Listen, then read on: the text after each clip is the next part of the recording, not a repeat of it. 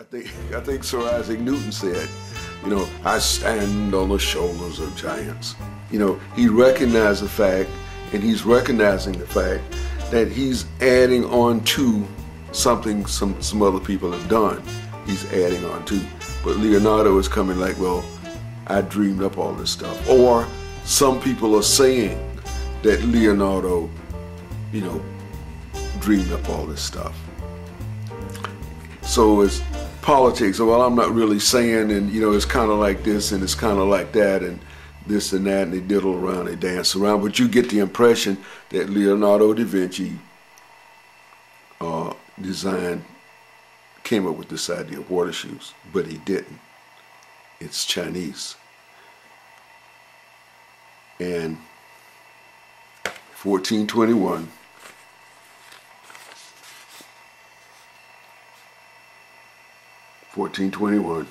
I guess that's not upside down. Okay, 1421.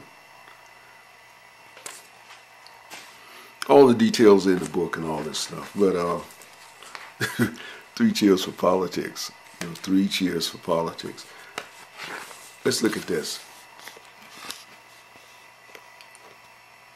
Now this guy, he got his goods, he got his household goods, and he's got to get across the river. So what does he do? He uses household goods as a boat. Now this was very important, especially back in the old days before they even had rafts. Before they had rafts, the guy and his family, they're going across the stream. Maybe it's ankle deep or maybe it's knee deep, and it's going across. And he got all this bundle stuff, bundled up in some kind of skin, and he got it tied up, and he noticed that the skins float. He got his stuff bundled up in a skin, and he noticed that the thing is floating. His goods are floating. Then he realized this might be good. The next time, so he ties it up better, so it'll float better, and then he could put his kids on the top of his goods, and then him and the wife or whatever kind of float this thing across the lake. And then, of course, the third time he gets smarter. He fixed the thing a little bit better, and so the wife and the kids could sit on top of the goods as they float across the shallow pond. And then later on, he put some sticks in it, to make it a little bit more stiffer, and he put some sticks in to make it a little more stiffer. Before he got a raft. Now he's on the thing, and his wife and kids and they float across the river. So you look at this.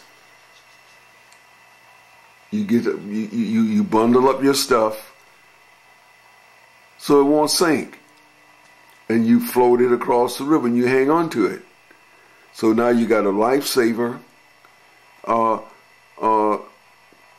and the rudiments of a boat. When you're using your feet to move around, you're moving your hands to push along, or a stick or whatever, and you're getting across the lake. And this becomes the first boats. This incidental floating of your personal goods, and you see what's going on, and now your goods are high and dry. They're not spoiled. You know what I mean? They don't become waterlogged. They don't drop down to the bottom of the lake and all this stuff. You lose all your stuff. Now, just with a little.